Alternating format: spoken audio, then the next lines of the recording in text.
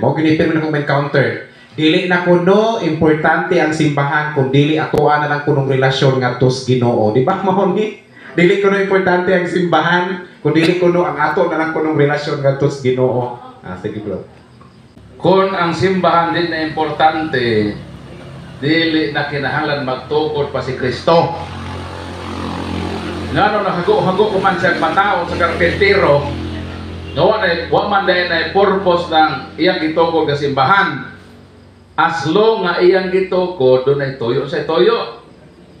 Efesos 5, 3:25, si Kristo ang bana, ang simbahan ang iyang asawa, o siya ang manluluwas sa iyang simbahan. Kasi pagluwason, ang iyang simbahan, nga iyang gitukod.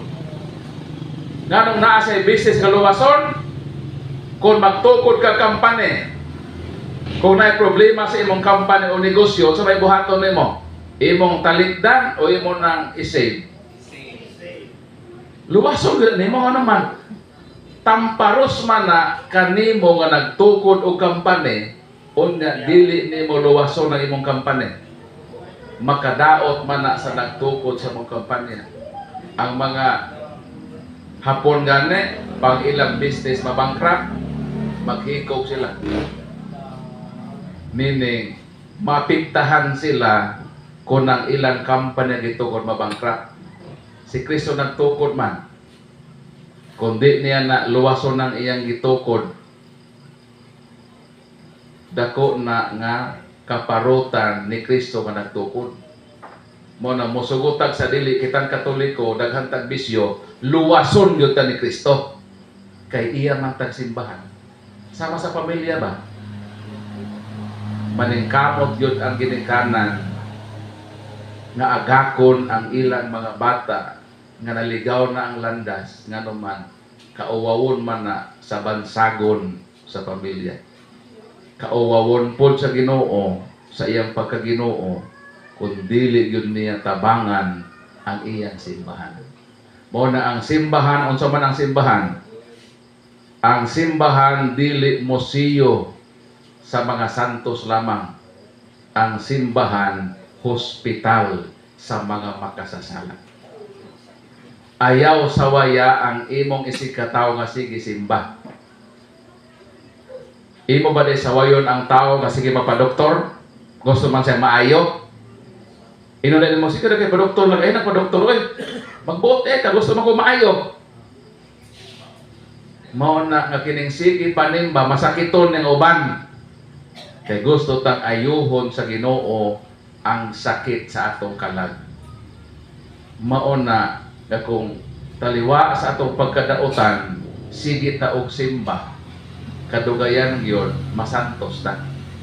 Dugay man siguro ang proseso, pero basta kanuna lang yun mo simba, moabot lang yun ang panahon nga maigo ta sa Holy Spirit. Daghan namang mataw sa gisimba. Dugay po na ayo. Kaya man, wa man sunda ang resita. Sige pa doktor, ingon ang doktor, tumaran ni ha? Tumaran yun ni resita, isa kasi mana. Kuan ni antibiotic ba yan 3 times a day or every 6 hours. Nagpa-doktor ka.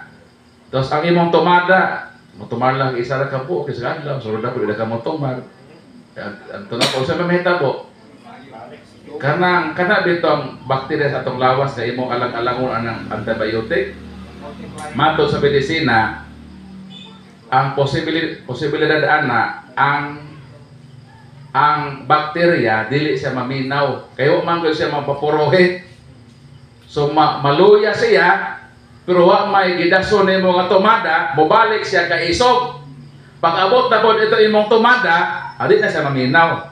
Ano man, immune naman siya. Mingon bitaw ni Brad Jiman, ako sa una Brad Paul, 20 katuig ko kapag nag-antos atong iyang bato sa panto. Karon nga naoperahan siya, bisan unsa masakit ka moabot niya, di na kaayo siya malab-anan. Nga naman, immune naman siya sa kasakit. For more than 20 years, nag-antos siya nga lisod sa pagpangihi. Yung sa dihang nakuha tong bato, na-comfort siya, na yung mga kasakit na maabot sa iyang lawas, mahandol na yan. Nga naman, nakaagiman siya mapag-antos. Mapuno sa itong espirituhano ang kinabuhi.